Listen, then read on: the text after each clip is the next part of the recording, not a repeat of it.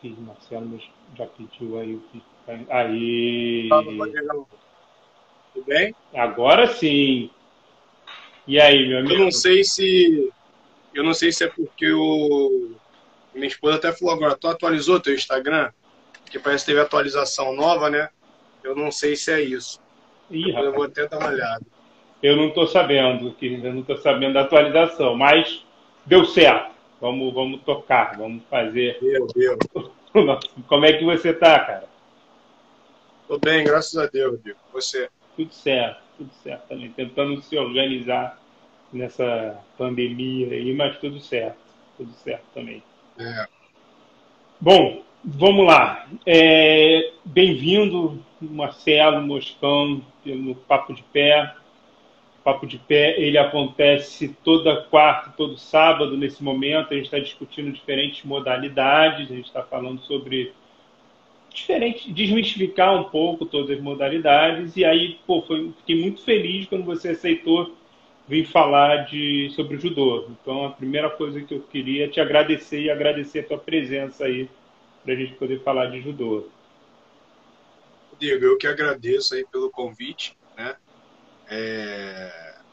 Fiquei super satisfeito quando você mandou e o Diego estava sempre mandando mensagem. E aí, quando é a live sua com ele, que legal, que não sei o quê. Eu fiquei bem feliz, fiquei gratificado aí pelo convite.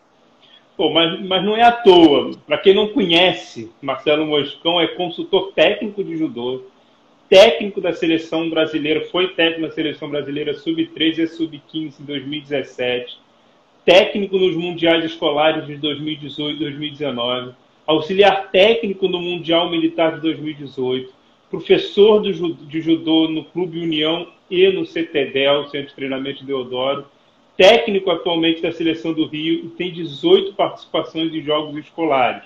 O cara é faixa preta, o cara é quarto dan. Falar de judô, Moscão, eu não tinha como convidar outra pessoa a não ser você. Então, só que eu queria saber o seguinte: eu te apresentei na vida judoca, te apresentei você no judô. Eu quero saber quem é você para além da modalidade. Eu quero saber quem é você para além do judô. Quem é o Marcelo Almeida, já que poucos conhecem o Marcelo Almeida. Então, Rodrigo, eu sou um cara que joguei futebol, né? Entrei no judô com 5 anos, mas com meus 15, 16 anos, meu avô era treinador de futebol, meu pai jogou, meus tios jogavam também, né? Joguei futebol até meus 18 anos, e aí quando eu ia disputar a Copa São Paulo Futebol Júnior, eu larguei, né? Porque o presidente do clube que eu treinava era um clube pequeno e queria assinar 80% do passe para ele, né? E 20% para gente. E aí eu tava perdendo para os caras que eu sempre ganhei no judô, aí larguei. Sempre gostei muito de atividade física, brinquei muito na rua, bastante. Esporte é comigo mesmo. Eu tenho três amores, né? Judô, futebol e basquete, né? Os outros são meus namorados, os outros esportes são meus namorados. Tem esporte passando, eu gosto. E além disso aí, cara, eu desenvolvi gostar de desenho, né? Pintar, tem até um quadro atrás da minha esposa que eu dei de presente para ela, né? E já fiz um desenho para você também, acho que era para sua sobrinha, uma corujinha, É verdade, né? é verdade. E aí cara, eu comecei a desenvolver isso porque eu vi via meu padrinho desenhar, né? E uma vez eu falei uma palavra feia para minha prima, né? Eu fiquei 3 meses de castigo e aí eu comecei a desenvolver essa parte do desenho, né? Olhar e tentar fazer. E nessa quarentena agora eu tô até fazendo encomenda, pintando quadro para fora, né? Tá sendo bem legal. Pô, que Então, esse incrível. é o Marcelo Moscão aí. Que Que quando não incrível. tá no judô, com certeza tá jogando futebol. Você é goleiro, né? Você, quando jogava É, bola, era goleiro, né? isso aí. Posso falar que eu já fiz gol nesse goleiro aí, hein? No Engenhão, no campo do Engenhão ainda. Lá no Campo do Engenhão. E como é que o judô chegou até você? Já que sua família toda era do futebol, como é que o judô chegou até você, cara? Então, Rodrigo, o meu sensei, né? Ele era amigo da minha família, amigo dos meus pais.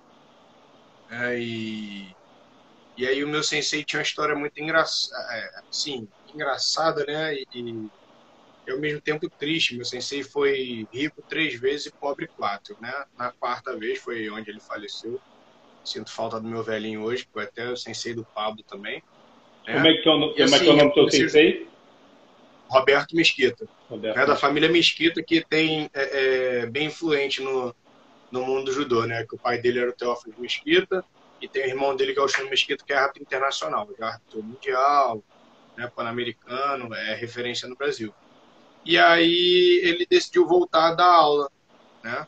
Uma dessas indas e vindas dele de ser rico, pobre, ele decidiu voltar a dar aula de judô, e aí entraram todos os amigos, ele tinha um bar, e aí entraram todos os filhos dos amigos dele, né, que moravam lá.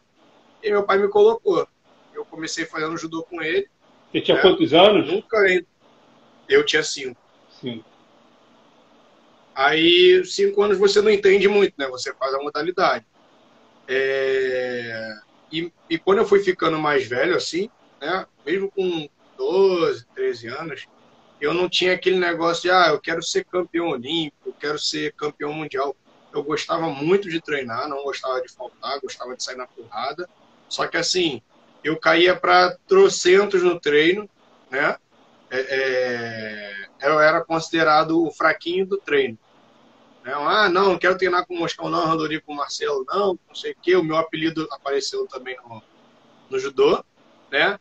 Eu não quero treinar com o Marcelo, não. Só que quando eu chegava na competição, aqueles que não treinavam comigo, às vezes voltavam sem medalha para casa e eu voltava. Então, assim, eu passei a entender de verdade o que eu queria no judô, né? Quando eu entrei no juvenil. E assim, quando eu tive 13 para 14 anos, eu meio que enjoei do judô, né? Uhum. E aí eu falava com meu pai e com minha mãe que estava indo treinar, né? E não estava indo jogar bola. Até o dia que meu pai apareceu no treino e eu não estava. E aí a chinela cantou, fiquei de castigo. Foi o castigo de 3 assim, meses? Não, esse 3 meses foi por eu ter falado uma palavra feia para minha prima. É verdade, é verdade. E aí, o que aconteceu, Rodrigo? Meu pai e minha mãe sempre falou muito, não me obrigavam a fazer o judô. Né? Até porque na época que eu fazia o judô, eu fazia natação e jogava escolinha de futebol. Então, assim, para tu ver, eles gostavam que eu fizesse esporte, eu não ficar parado. Uhum. Só que eles não obrigavam de eu ser campeão, nada disso, mas obrigavam que eu levasse as coisas a sério. Né? E aí, você vai sair do judô? Eu falei, não vou sair do judô. Depois desse dia porque eu também sentia a falta, mas eu não queria dar o braço a torcer que eu sentia a falta do judô, né? Porque meu sensei cobrava muito de mim, muito. Hoje eu entendo a cobrança dele. Quando eu virei técnico, eu entendi o porquê da cobrança dele sobre mim. Né? E por quê? Então, o irmão dele, né? Eu comecei a dar aula com 15 anos, né, Rodrigo? Faixa verde para ele. Ele falava assim, Moscão, puxa aquecimento aí. Quando eu vi, eu estava dando aula das crianças todo dia, que ele não tinha mais paciência para dar aula. Né? E nisso aí, quando eu fui vendo, eu estava ali no meio, mas eu não parava de treinar e continuava competindo. E assim, aí fui para Gama Filho, lutei, consegui minhas medalhas, conquistei bastante coisa. Não era o melhor do Rio, mas eu estava ali no bolo, ali, subia no pódio. Né? Tanto que quando eu decidi ser técnico, né, foi quando eu peguei a faixa preta. Na verdade, eu só dava aula na escolinha. Quando eu decidi ser técnico foi porque eu peguei a faixa preta e aí um pai de aluno lá, né, que me chamou para treinar a filha dele no particular, assim, para dar treino técnico, já naquela época ele tinha essa visão. Ele falou, quero dar um projeto social para criança. E eu queria que você fosse o técnico. Aí o meu sensei não quis e falou assim, pode botar o Moscão lá. Né? E aí entrei nessa vibe e botei na minha cabeça assim, cara, eu não fui atleta de seleção brasileira, não fui a brasileiro, não tenho medalha de brasileiro. Então, como que eu vou fazer para as pessoas me reconhecerem como técnico? Eu falei, eu vou ter que trabalhar mais do que todo mundo. E aí eu comecei. Comecei a trabalhar mais do que todo mundo. Não tinha dinheiro para ir dar aula, porque eu recebia merreca, eu ia andando 3 bairros para poder chegar até onde eu tinha que dar aula em Marechal. Chegava cedo, limpava a academia. Era o primeiro a chegar, era o último a sair. E com 2 meses e meio, e aí o Pablo apareceu também, né, que é meu fiel escudeiro aí. Ele apareceu com 2 grande meses abraço e meio. pro Pablo. E com 2 meses e meio, cara, ele aceitou minha maluquice da gente inscrever os atletas numa competição na Copa Castelo Branco, né? Que era a Copa do Jomar, que a gente era atleta da Castelo Branco. Na verdade, o Pablo foi, eu não fui, porque eu entrei pro quartel. E aí foi engraçado, Rodrigo, porque eu até falei isso ontem.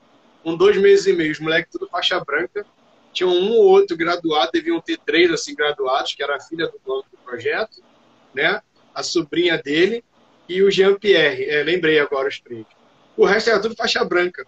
Quando eu cheguei na competição, que eu fui ver o nível da competição, amistosa, aí eu falei assim, caraca, ou eu acertei, ou eu errei, Pablo. Davi, ou eu acertei ou eu errei. Ah, por quê? Falei, cara, olha o nível da competição, nosso moleque são faixa branca. Só que aí, Rodrigo, eu tive a noção quando eu acertei, quando eu vi o primeiro faixa branca entrar para lutar e jogar o faixa verde bom e chegar até a final.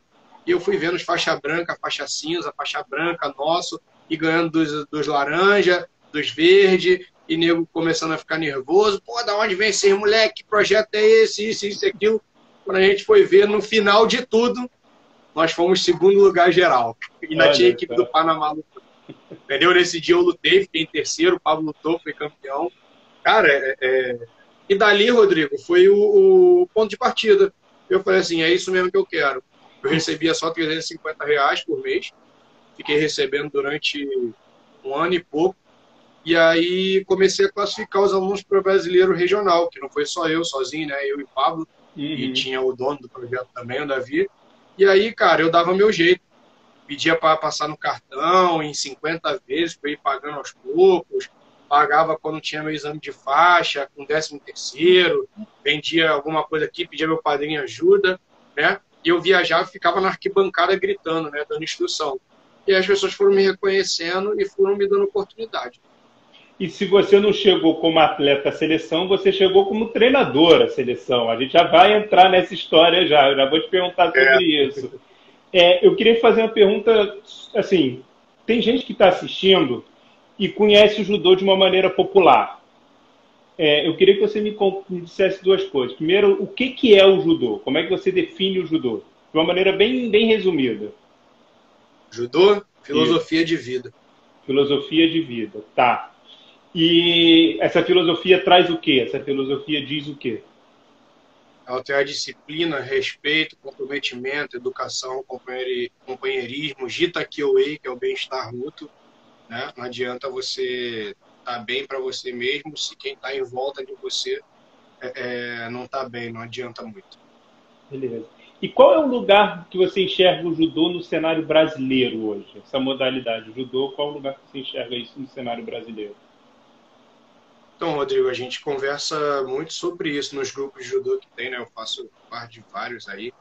E a gente estava conversando sobre isso agora na pandemia, né? Que a gente, como o CREF não pode fiscalizar as lutas, né? Por um lado, a gente fica desassistido, porque... Por que o CREF não pode? Aí que o CREF não fiscaliza, perdeu, né? Na última instância. No último julgamento, tem uns 3 ou 4 anos atrás. Então, ele não pode fiscalizar a luta. Então você não precisa ser formado em educação física para poder ministrar uma aula de luta. Então a gente, por um lado, acaba ficando desassistido, né? Tem o pró e tem o contra disso, né? De ter o CREF, de ter o CREF. Só que é sempre bom você ter uma instituição para poder regularizar e deixar tudo direitinho, além das confederações, das federações, né? E, cara, eu acho que a gente tem que melhorar muito, né? O professor de judô, ele é muito unido na hora do discurso, né? O Jita Kyoei, mas na hora de meter a mão, todo mundo fazer, é diferente. Tá entendendo? Então é isso que eu acho que falta, né? Para melhorar o discurso do judô. E o de judô no Brasil, se tu for ver, em tudo quanto é escola tem judô. E todo mundo que tu conversar que fala assim, pô, já fiz judô. Para o que faz? Na faixa amarela. Que é qual? Na faixa verde. Na faixa azul. Como é que é essa ordem? Como é que é a ordenação das faixas? Então, se eu não me engano, tem uns 4, 5 anos que mudou o regulamento, né? Porque antes era branca, cinza, azul, amarelo, laranja, verde, roxa, marrom e preta, né? Hoje você começa na branca, aí branca, ponta cinza, aí vem cinza, cinza, ponta azul, azul, azul ponta amarela, amarela, amarela ponta laranja, aí vem laranja, verde, aí vai normal. Quando chega na preta, muitos acham que acabou, não acabou, né? Só começou tudo de novo, beleza? Tanto quando você chega no primeiro dan, nós chamamos de Shodan. Shodan é o início de tudo. Olha. Onde você vê que você não sabe nada e tem muito mais para poder aprender, né? E aí só um faixa preta chega no primeiro dan, né? Primeiro dan é o depois do faixa preta, é isso? Não, não. Marrom foi para preta, já vira primeiro dan. Ah, tá, beleza. Entendeu? Beleza. Aí depois, na faixa preta, vem primeiro dan, segundo dan, terceiro dan, quarto dan e quinto dan. Né? Hoje, graças a Deus, eu sou quarto.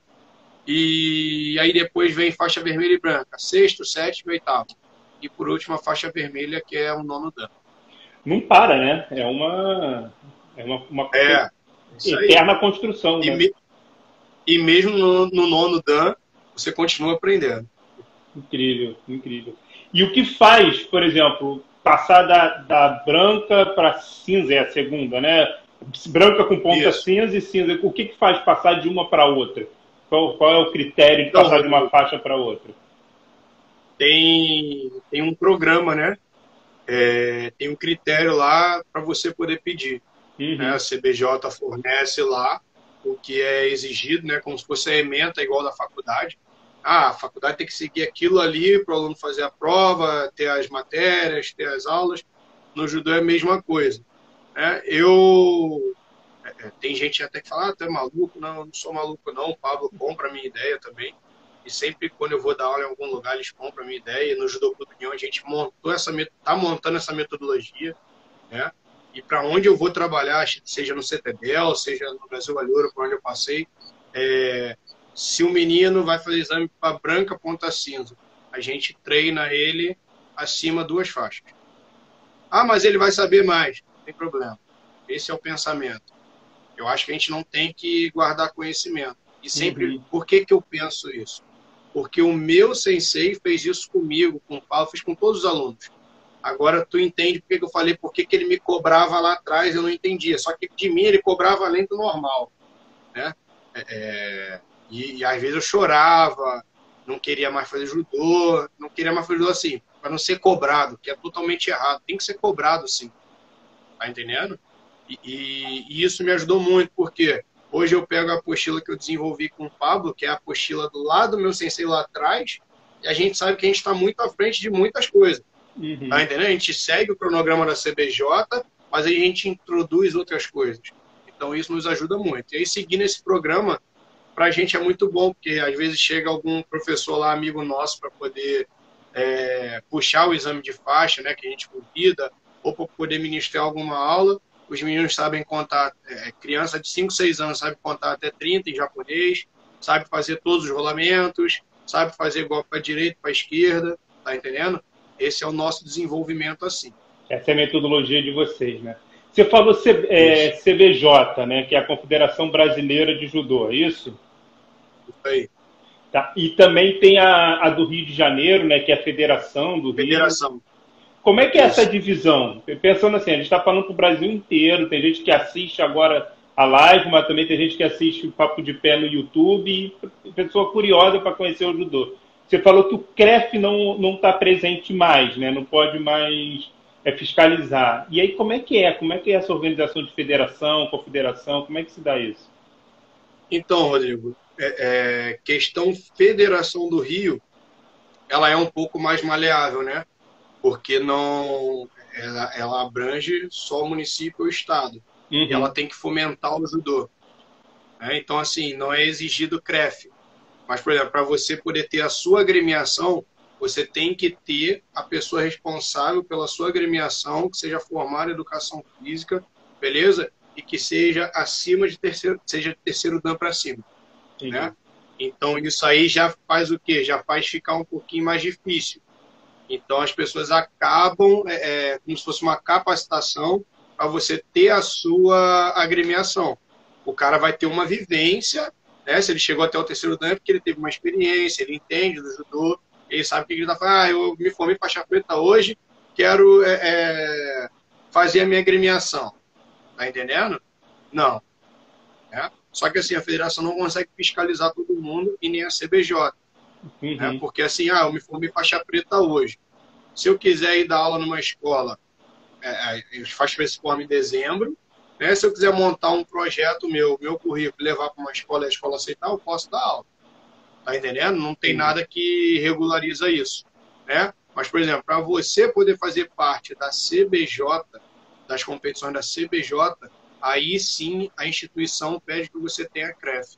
Por exemplo, é que nem a gente trabalha lá no CTD, ou trabalhou no Reação, trabalhou no Brasil Aliouro. Tá bom, você é faixa preta, quinto dan. Mas se você não tiver o CREF, você não trabalha aqui. Que Entendi. aí é uma regra da instituição e a CBJ faz assim. Então ela acaba deixando bem seleto, né? Você foi professor, você foi treinador do Instituto Reação também, né? Fui até o ano passado. Né. Tá, eu tive o prazer de trabalhar contigo na época do Brasil Vale Ouro, né? Da BVO, que era, cara, aquilo ali acho que foi um sonho que todo mundo que viveu aqueles 3 anos ali, no meu caso foram 3 anos, mas o BVO aqui no Rio foram 3 anos. Quem viveu aquilo Tem ali, saudade. tem saudade. Ele foi um momento muito bom, muito especial. E lá eu via você trabalhando muito trabalhando muito não, mas tendo uma habilidade, eu acho que é isso, tendo uma habilidade, trabalhando muito também, mas tendo uma habilidade muito grande com a galera mais nova, com a molecada. E quando a gente pega o seu currículo, a gente vê você como treinador da seleção brasileira como com a galera mais nova. O que você acha que você, como treinador, tem que te aproxima desse público, que te traz... Você acha que você tem facilidade para trabalhar com esse público? E o que você tem Então, de Rodrigo, característica? é, eu tenho um pensamento que eu não escolho para quem eu vou dar aula, né? Ou é para criança, ou é para adolescente, ou é para adulto, porque tem professor no judô que fala, eu prefiro dar aula para criança e tô bem assim, eu prefiro dar aula para de 14 anos para cima, eu prefiro dar aula só para adulto, né? Eu não tenho muito essa parada não, para mim matou no peito, chuto pro gol e vou. Uhum. Só que como eu te falei, eu comecei a dar aula com 15 anos e o meu sensei era um monstro, era um monstro. Muita coisa que eu dou aula hoje, aprendi com ele, vi dele, só joguei para a atualidade, né, e desenvolvo as coisas que eu penso, né, e com os estudos que eu faço, né. Uhum. Então, assim, eu gosto muito da aula para criança, só que é aquele negócio que eu te falei, eu gosto de dar aula para todos. Só que criança me faz ser mais livre, né, não tem um roteiro certinho do que você tem que fazer, né, você consegue brincar mais. E para molecada de 13, 14, 15, 16 anos, bota aí até sub-21, que assim, eu sempre me mostro ser amigo dele, né?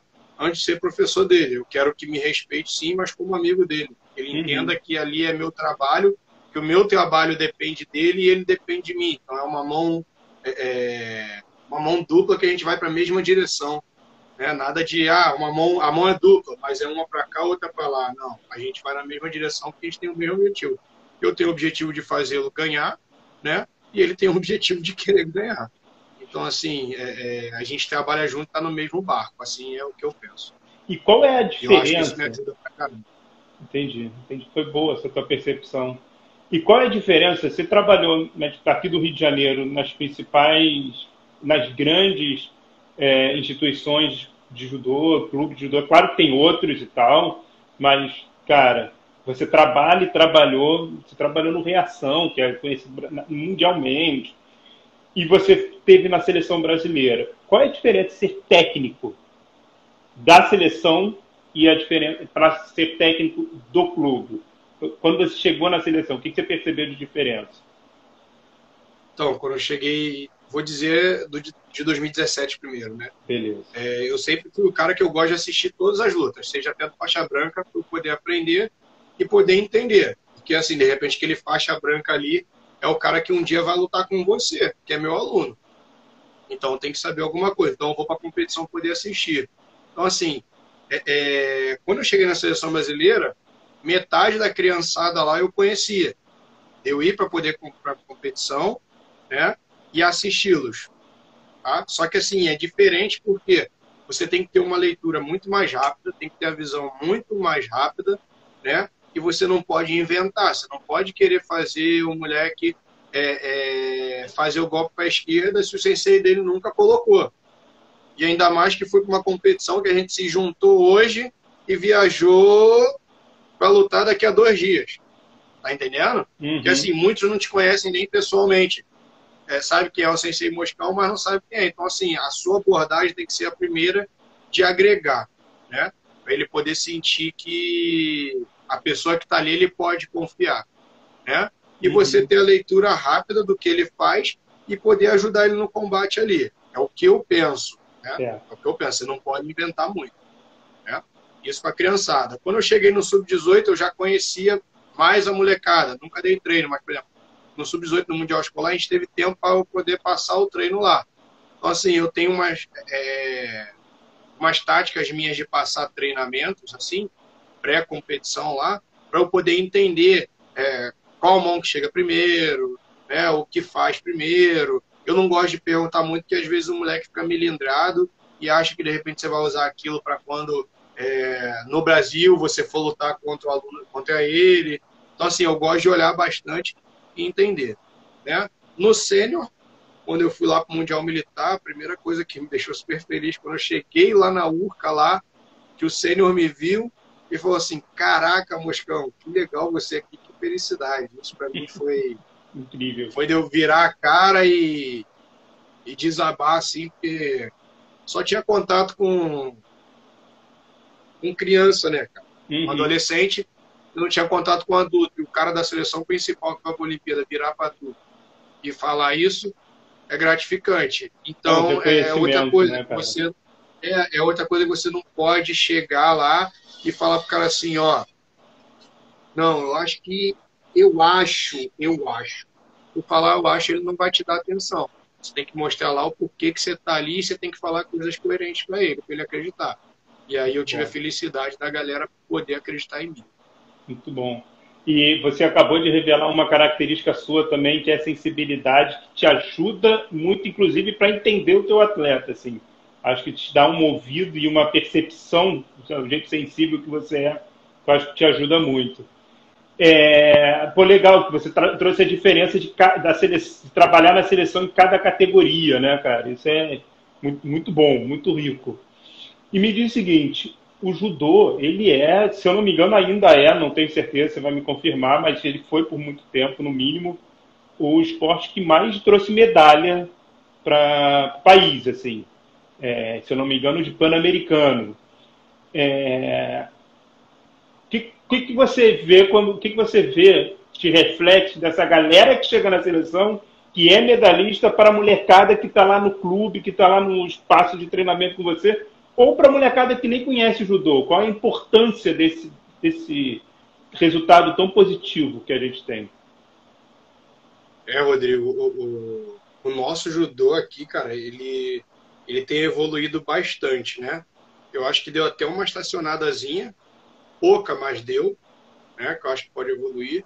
Só que a molecada hoje, ela vive muito de exemplo, né? A gente vivia de exemplo, mas a gente tinha menos informação, a gente tinha menos Instagram. Quer dizer, a gente não tinha Instagram, a gente não tinha WhatsApp, a gente não tinha Facebook, né? A gente tinha muito mal lá o nosso Orkut e o nosso MSN, né? E a gente não tinha a mesma informação, a gente tinha que esperar sair no jornal, aparecer na televisão para a gente ver, né? Que o meu ídolo era Aurélio Miguel, era Henrique Guimarães, eram esses caras. Eles não, eles hoje é muito mais fácil chegar perto de um ídolo deles. Então isso ajuda bastante. Só que a molecada de hoje em dia, né, ela acha que hoje acordou com um pozinho de pirim-pim-pim, ele é campeão mundial, é campeão pan-americano, né? E às vezes eu não sei se é bom ele ter toda a estrutura do mundo, para ele poder treinar, ter a melhor, né? Porque ele não encontra dificuldade, beleza? E mesmo ele tendo lá aquele atleta como parâmetro, eu tô olhando a Rafaela Silva é campeã mundial, a Rafaela Silva é campeã olímpica, tá bom? Porque a galera hoje, a molecada, só quer ver a medalha, só quer ver o troféu, mas não quer ver a cicatriz que aquela pessoa conseguiu para poder ter a medalha de mundial, para poder ter a Olimpíada. Tá entendendo? Entendi. Então, assim, eu tive a oportunidade de trabalhar com a Rafaela no Reação. Falam que ela não gosta de treinar. né? Cara, não foi isso que eu vi, não. Ela é inteligente, ela sabe como ela treina, tá entendendo? Sim. Então isso a gente também tem que saber diferenciar. Então a molecada, ela se espelha muito mais fácil do que a nossa época, mas eu acho que ela corre menos atrás do que eles querem. Beleza. O Gabriel Moura disse aí que, na verdade, é o segundo que mais trouxe medalha nas Olimpíadas, não é o primeiro. O segundo esporte que mais trouxe medalha. Obrigado, Gabriel Moura. A galera está aí Acho que comentando. perdeu para a vela. Pra Eu acho que vela. a vela passou. É. Quem quiser fazer pergunta para o Moscão, aproveita sobre judô. Moscão, papo de pé, né? Papo de psicologia do esporte. E eu desde 2016 vinha trazendo a galera mais ligada à psicologia e eu virei e falei, cara, não, tá na hora de trazer os treinadores, a galera que também, e eu acho que quando você traz essa história, é a história de vários outros senseis que nós temos dentro do Brasil, né? Com a dificuldade que é de construir, de conseguir, do seu clube e tal. E aí eu te pergunto o seguinte, você está lá no seu clube, na sua seleção, e viram e falam, olha, eu vou trazer um psicólogo ou uma psicóloga para trabalhar com você. O que você espera desse profissional? Porque eu sempre falo para meus alunos ou para meus parceiros de psicologia o que a gente deve fazer, como professor ou como psicólogo de esporte há mais de 10 anos, eu sempre falo isso, só que é importante ouvir do treinador. Então, o que você, como treinador, tendo um psicólogo contigo, o que você espera desse profissional? Então, Rodrigo, em primeiro lugar é que ele fale a linguagem do esporte, né? Isso a gente sempre conversou bastante na época do Brasil Vale Ouro. Sempre perguntava, e aí, Marcelo, o que eu tenho que falar? Cara, fala a linguagem do esporte. Não é falar falar a técnica, não é falar isso. Por exemplo, eu não ensino os moleques a falarem palavrão. Uhum. De jeito nenhum. Ah, Moscão, mas você fala palavrão. Tá bom. Mas o dia que eu tenho que falar, tem que pegar, tem que pegar. A gente tem que mexer com o brilho deles, né? Então, vocês acabam entendendo mais de mente assim do que a gente, né? Fiz o curso agora de coach esportivo, me formei tem uma semana, poder ajudar um pouquinho mais, né, nos treinamentos, poder entender, poder ter um feedback melhor, porque às vezes a gente fica tão preso na experiência que a gente tem do judô que a gente não para poder enxergar outras ferramentas que a gente tem, que, por exemplo, a psicologia tem, né? O coach esportivo tem. Então, assim, uma coisa que eu sempre falo, o psicólogo esportivo ele tem que falar a linguagem do cara, né? Claro que para você ir em cada um do judô, ir lá, que é esporte individual, é isso e aquilo, no outro fala, é complicado, né? Mas eu acho que tem que conseguir um meio termo. Já no esporte coletivo, eu acho que é mais fácil. E aí, quando você vê que não atinge aquele atleta ali, você consegue chamar ele sozinho e fazer, né? Mas o que eu penso sempre falei isso, é linguagem deles, linguagem do esporte. Você não pode chegar na competição para competir hoje no esporte de combate, o cara quer ligar no 220 e falar assim, filho, tá bom? Hoje é seu dia. Não vai. Tá entendendo? Por exemplo, eu tenho alunos que eu achava que tinha medo do tapa que eu dou. Dou tapa no ombro, bate e dou dois aqui. Pô, eu tinha aluno que tinha medo, eu achava que tinha medo. O dia que eu falei assim, cara, esse moleque tem medo, não vou fazer isso mais, isso aí tá atrapalhando ele. Sensei, eu acho que eu perdi porque você não fez isso. Olha só. Tá entendendo? Botou a culpa em você, então, assim, na quebra. Meio que praticamente vira um ritual, porque virou a linguagem dele. Um ritual. Então é isso que eu acho aí. O psicólogo que for atingir tem que falar a linguagem deles. Tá, mas isso é para o atleta. O que você está falando é ele, para trabalhar com o atleta, ele tem que saber falar a linguagem do atleta. Para você, treinador, como é que o psicólogo pode te ajudar? Então, conseguir sempre achar os pontos que eu não consegui atingir, né? Para poder fazer a equipe evoluir aqui. Uhum. Né?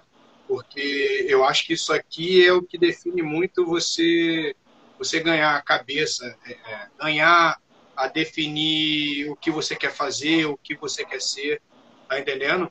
E eu acho que o psicólogo consegue ter essa visão mais, não sei se é a palavra certa que eu vou usar, holística, né, da coisa, de o treinador tá focado nisso aqui, mas o psicólogo está daqui de trás e está assim, opa, está deixando escapar aquilo ali, ó, vem cá, professor, legal. ó, vou falar com aquele ali porque está deixando escapar isso aí, pá. Eu acho que é assim, eu acho que o treinador olha daqui e o psicólogo ou o coach olha daqui, eu acho que é isso. Legal. E é legal que você está separando psicólogo e coach, que de fato são duas coisas diferentes, São diferentes. Duas formas de Isso atuar aí. diferentes. Legal, legal. Que podem contribuir bastante, né, Rodrigo? Sim. Eu entendendo um pouquinho mais, né, pude trabalhar com você, trabalhei com outro, eu podendo trabalhar com as duas funções, né, eu pude entender, né? O psicólogo atua de uma forma e o coach atua de outra. As pessoas confundem muito. Acha que psicólogo e coach é a mesma coisa, gente. Não é, desculpa. É verdade, é verdade.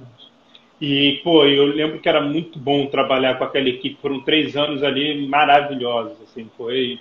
Eu lembro que essa coisa da observação que você diz, eu comecei a trabalhar com judô naquela equipe, né? Depois fui trabalhar com outra, mas aquela foi a minha primeira. E aí eu vendo a competição, lembro que a primeira coisa que eu quis fazer na primeira competição foi ficar na arquibancada, para fazer um pouco o que você falou, de conhecer, para entender. E aí eu vi que tinha uma área que era a área de concentração, né? Que era a área do aquecimento. Ali o bicho pega. E aí eu falei, cara, o meu lugar é ali.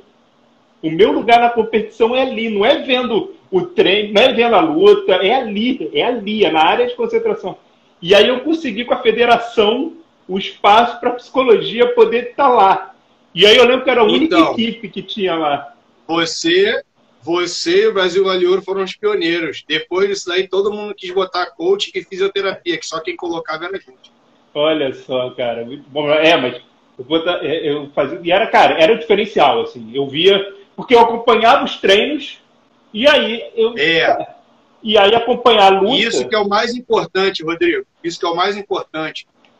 Psicólogo tem que acompanhar o treino. Quer trabalhar com esporte? Não adianta ficar só lá na sala, lá, esperando o atleta chegar lá e te contar. Toda história tem 3 lados. A minha, a sua e a verdade. Beleza? Sempre vai faltar alguma coisa nisso aí. Sempre vai faltar alguma coisa. Então, o psicólogo que vai lá assistir o treino, ele vai entender muito melhor a cabeça do atleta e ele vai trabalhar muito melhor. Pô, e aí foi um prazer gigante depois de ver uma atleta sendo meu aluno de psicologia, né? Se formando em psicologia. Pô, isso aí. Que você falou aí. É emocionante, assim. Foi demais, assim, ver o cara... Rodrigo, e naquela época foi legal, porque a gente tinha uma pessoa, né? O Lucas Lima, né? Sim. Que estava vindo uma monstruosidade. Sim.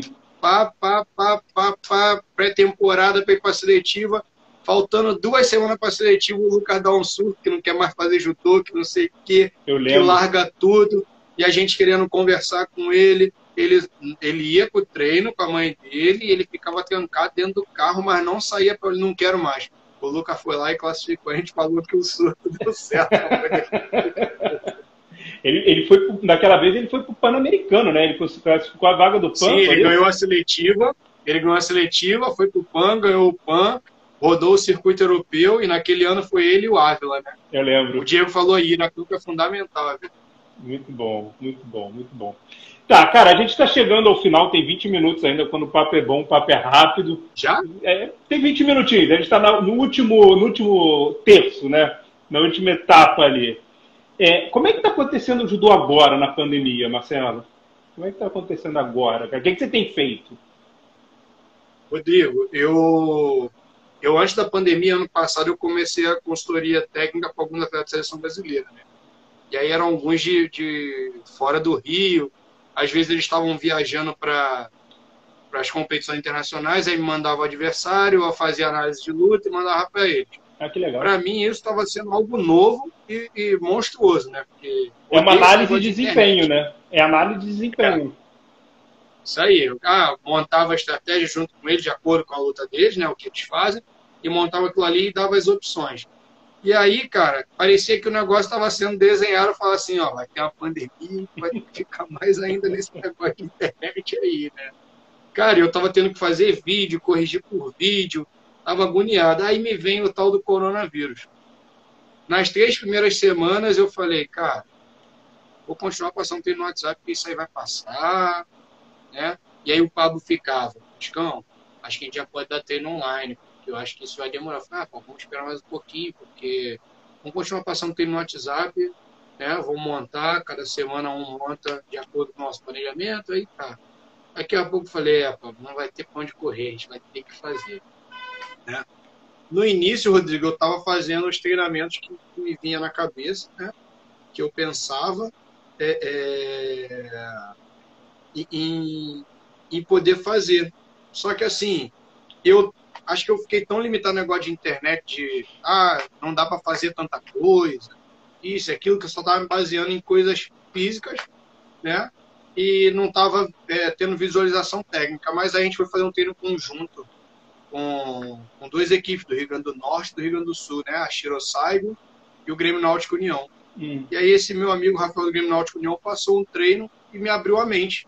Quando acabou o treino, eu falei, Rafael, obrigado, cara. Ele, porque você abriu minha mente, eu já entendi que eu posso fazer muito mais do que eu estava fazendo, do que eu vi aqui. Ele é mesmo? É. Daí para lá então, eu criei, foi um montão de exercícios no elástico, um saco plástico, Pablo fez boneco, fizemos boneco, e criamos um montão de coisas, usamos chinelo, começamos a desenvolver. Então, assim, não é a mesma coisa, Claro. beleza? Mas eu acredito que... Não estou sendo prepotente, tá? Desculpa o que eu vou falar aqui. Mas eu acredito que a galera do CTDEL, do Clube União, que estava fazendo treino todo dia, né? Seguindo o planejamento, vou até mostrar aqui o que eu printei hoje. Hoje meu telefone despertou, por causa do planejamento, Olimpíada. Olimpíada. Estaria no meio-dia dela. Hoje começava a Olimpíada. Aqui, o que eu printei. Não dá para ler. Não sei se dá para ver. Não dá para ver. O que está escrito? Agora, vê se dá. Não dá. Pelo menos eu não consigo. Está escrito Olimpíada Judô, porque estava no planejamento. Porque como eu estava trabalhando com alguns atletas, né? Tava tudo. Eu falei, caraca, despertou hoje a Olimpíada. Então, assim, eu e o Pablo, a gente continua seguindo o mesmo planejamento, como se tivesse, vai ter competição no final de semana que vem. O planejamento está montado como se fosse competição na semana que vem. Nosso objetivo é dezembro, seletivo para a seleção brasileira. O planejamento continua da mesma forma. E a gente está sempre criando alguma coisa, até porque ele não ficar monótono. Legal. Então, eu acredito sim que se a gente fizer o treino como está fazendo, desenvolver, eu acredito que a gente vai estar um passo à frente das outras equipes que treinaram praticamente o básico. Assim. Legal. O Diego Magalhães, que é ex-atleta, eu falo que ele é ex-atleta e atual psicólogo, ele fala que ele foi buscar psicologia, foi estudar psicologia porque ele tem um psicólogo acompanhando ele. Grande abraço. Marcelo, me diz uma coisa, o judô, e eu lembro de você falar isso muito, é o esporte mais democrático, um dos esportes mais democráticos que tem, porque tem espaço para todo mundo, tem várias categorias e tal. E a gente está num momento muito sério em relação, mas já passou do tempo e não podemos fugir disso, de discutir temas fundamentais em relação a preconceitos e tal no esporte. O judô sendo mais democrático, um dos esportes mais democráticos, ainda existe tipos de preconceitos no esporte, no judô? Então, Rodrigo, eu sempre falei isso, né, discordando de um montão de técnico, um montão de professor que pensa que não, né, que o judô não é democrático. Eu acho que ele é democrático sim, beleza? O ponto, até o Gabriel Laurino lembrou aí, que eu sempre falo, a partir do ponto que ele é o esporte individual mais coletivo que existe. É verdade, ele falou. Se você não tiver outra pessoa ali para lutar, você não vai. Tá? E eu considero democrático porque pega quantos projetos sociais de judô você tem aí no mundo, no Brasil. Vamos botar no Brasil. Pega. É muita coisa. Você tem muito projeto social. Muito. Mas você tem de futebol também, mas pega de judô. Pega de judô. Tem muito projeto social de judô. E isso aí acaba fazendo o quê? Que a pessoa tem acesso ao judô, que hoje em dia não é barato, é caro. Que kimono para você competir, né, de uma marca nacional, ele é R$500. Nossa. Tá entendendo? Mas ele não é democrático, porque o kimono é caro. Tá bom. mas o moleque tem acesso. O professor do projeto social dá um jeito, consegue kimono. Tem um amigo aqui de Caxias, aqui, que eu tenho 4 kimonos aqui de criança para doar para ele, ele vai vir buscar. É assim que vive. Então, é democrático, sim. Né? É democrático, sim. E questão de preconceito, eu acredito que na minha época, né? Na minha época tinha mais. Hoje em dia eu não vejo tanto, né? A galera já está mais, tá mais social, assim, de entender, de ver que não tem nada a ver. É judô da mesma forma, seja branco, negro, gordo, magro, independente da sua preferência sexual, você é judoca da mesma forma. Você vai lá e vai fazer o mesmo sotogari, tá entendendo? Você vai lá e vai fazer o mesmo rolamento, você vai lá e vai fazer o mesmo comprimento, é independente de tudo, é independente de religião, de qualquer coisa. Então eu considero democrático, sim. Legal. Né? Aí, no nível PIG, né, que tem as guerras políticas lá, né, a gente teve até o ano passado, que eu não lembro qual foi o país, não sei se foi o iraniano que não podia lutar com o israelense, e ele acabou saindo do país dele, né, para disputar a semifinal, ele foi lá e abandonou. Né, para poder disputar, ele saiu, acho que foi o iraniano do 8-1 que saiu e foi para outro país, acho que ele foi para Azerbaijão, ou foi para Mongólia para poder lutar e virou, não é desertor, né, acho que isso fala. Como você sai do seu país? Né? Não é desertar? Desertar. Ele desertou, né? E aí ele está como imigrante, né? Sim, imigrante é quando você vai para outro. Mas desertar é quando você sai. Aí ele foi e saiu, virou imigrante lá, né? Pediu asilo, essas coisas para poder lutar por lá. Então, assim, nesses níveis lá em cima, né? Eu não considero tanto democrático. Mas aqui embaixo, na nossa instância, é muito. Por exemplo, na competição da FIS, você não pode fazer nenhum gesto religioso. Antes o atleta podia chegar lá, ele ia lá, baixava, pá, de joelho, ou então o brasileiro entrava e fazia sinal da cruz, né? Ou ganhava e apontava para cima, assim, essas coisas agora na FIS não pode. Então, assim, lá eu não considero democrático. Para cá, para baixo, eu considero que muita gente faz judô. O pessoal lembrou aí que é desnaturalizar, é verdade, desnaturalizou. Marcelo, a gente está só com 10 minutos para nós, então eu vou fazer as 2 últimas perguntas. E quem quiser fazer pergunta, aí o pessoal tem comentado, falado, mas quem quiser fazer pergunta especificamente. E lembrando o seguinte: o Papo de Pé vai estar também ao ar na quarta-feira, falando de futebol feminino. A gente vai estar com a treinadora do Fluminense. A gente depois, no sábado que vem, vai falar de beisebol. Aí a gente são várias modalidades: levantamento de peso olímpico, wrestling, rugby. O Edgar vai vir falar de atletismo. Vai ser eu vi Edgar na novela esses dias. Vai ser muito o Edgar estava na novela esses dias. Eu lembro, na época lá atrás, eu lembro quando ele fazia. Marcelo, qual você acha que é a perspectiva para o futuro da modalidade, do judô?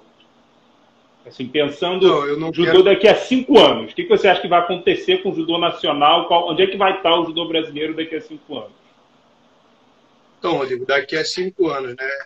Eu discuto muito sobre isso, né? Se a gente não tentar se reinventar, a gente vai chegar lá e vai ficar batendo na trave de novo, onde a gente vai ter o talento, né?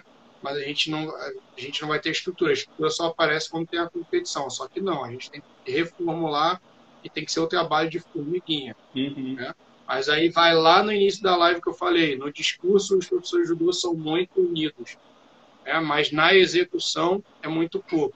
Então, assim, se não tiver um sistema para poder seguir, o atleta foi para a CBJ, tá bom, ele foi para a CBJ, quem é o técnico dele? O técnico dele é o Rodrigo Pieri. Rodrigo Pieri, quantos treinos ele faz por dia? Que você perguntar para o atleta é legal, sim, tem que perguntar para o atleta, né? Mas tem que perguntar para o cara que já trabalha com ele há bastante tempo. Você tem que saber qual treinamento o cara faz. Mas tu vai encaixar o treinamento de todo mundo no treino da CBJ? Não é isso. Não é isso. Você só vai bater um raio-x lá e vai ver o que é. Tá entendendo? Você vai conhecer do atleta, né? Você vai conhecer mais do atleta. Isso. Legal. É isso aí. Até para você ter noção do que vai acontecer. Então, assim, eu acredito que o judô feminino né? Vai se manter muito, beleza? Uhum. Vai se manter muito. Acho que acredito que durante 5 anos aí ele possa dar uma evoluída, né? Mas o masculino, se não abrir o olho, vai perder o posto, porque parece que a gente só faz a mesma coisa, né? Só que aí eu já não acho que é culpa só eu não jogo na conta da CBJ. Né? O técnico da CBJ, ele chega ali, reúne a galera, convoca e vai. Uhum. Eu acho que o clube, sim, Moscão, mas quem é você para falar sobre isso? Cara, eu tenho menos medalhas internacionais e tenho menos carreira do que os técnicos dos clubes grandes, né? Mas graças a Deus todos eles me respeitam. Mas se eles me respeitam é porque eles viram alguma coisa em mim, né? Porque eu tô no meio, eu sei como é que é a parada. Eles pesam, né? Se você, não, isso aqui não. E eu consegui chegar um pouquinho, né? Um pouquinho eu consegui chegar onde falaram que eu nunca ia chegar. Então, assim, se a gente não se reinventar, não montar estrutura, isso aí eu sempre falo. Qual é a meta? A meta, eu tenho 2 na seleção do Rio que, pô, ficou em 5º lugar nos 2 últimos brasileiros. Tá bom, meu trabalho para poder melhorar para o ano que vem, a minha meta é para esses 2 voltarem para o brasileiro, né? E não serem mais 5º lugar, serem 3º lugar. Eu tenho 5 atletas na seleção brasileira. Um é seleção B, outro é seleção C, outro é seleção D. Tá bom, vou montar um planejamento, uma estrutura, ainda mais as equipes que têm estrutura, eu acho que fica muito mais fácil fazer.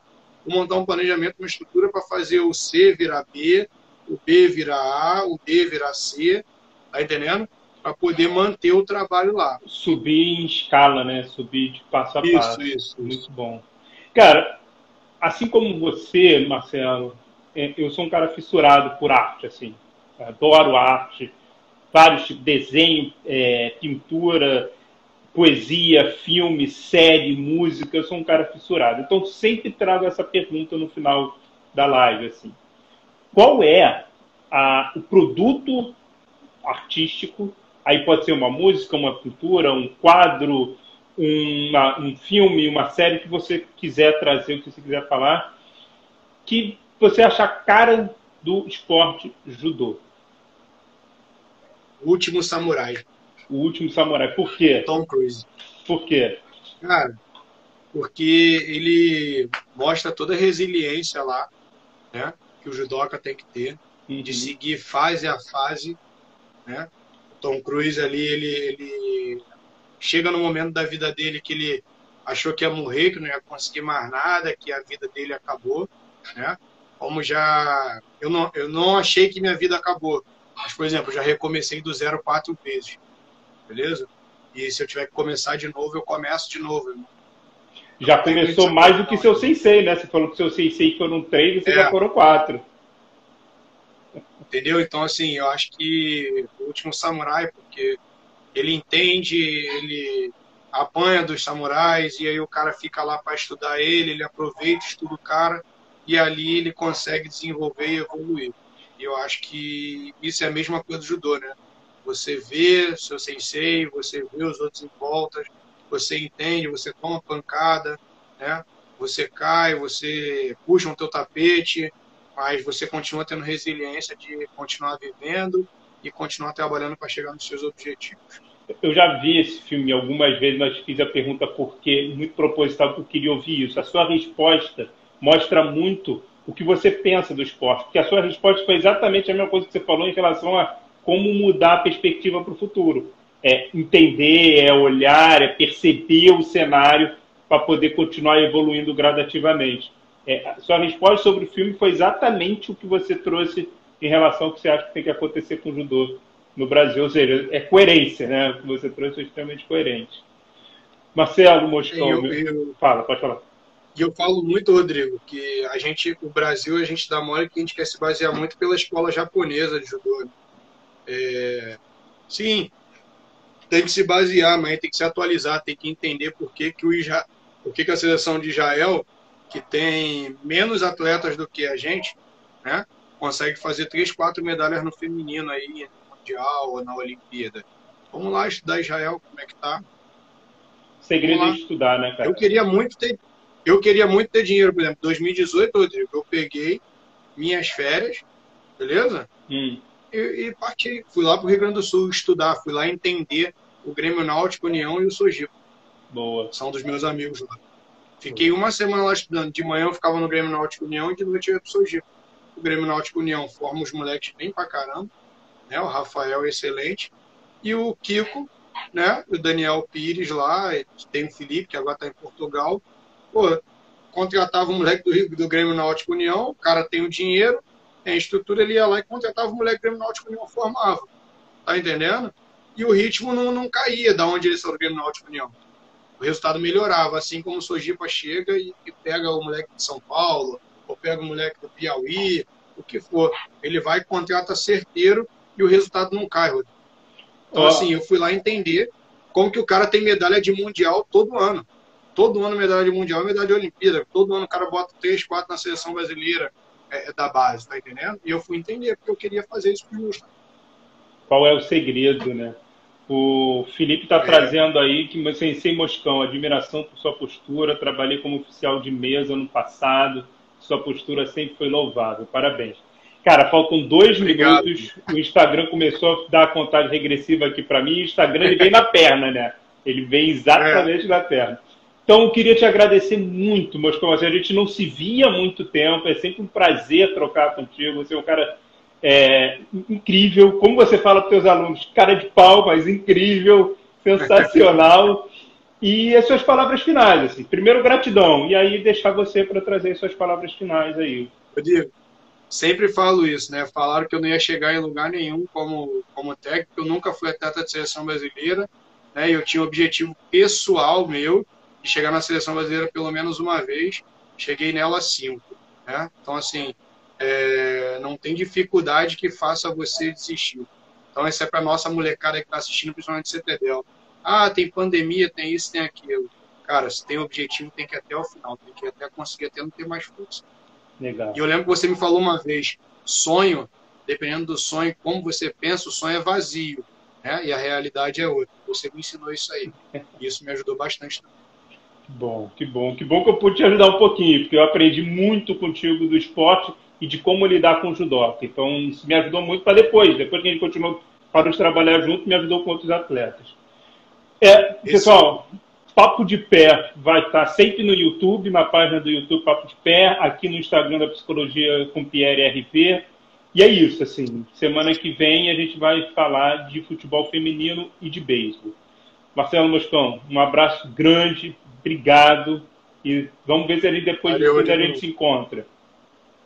Vamos sim. Grande abraço. Queria agradecer ao Judô Clube União, agradecer também ao Judô Clube União e o CTDEL aí, onde eu trabalho, eu consigo desenvolver todo o meu trabalho. Tá bom? Obrigadão, Rodrigo. E agradecer a sua esposa por ter te emprestado aí o Instagram, né? Minha salvadora. Salvou ontem e hoje. Salvou a tua vida como um todo, meu querido.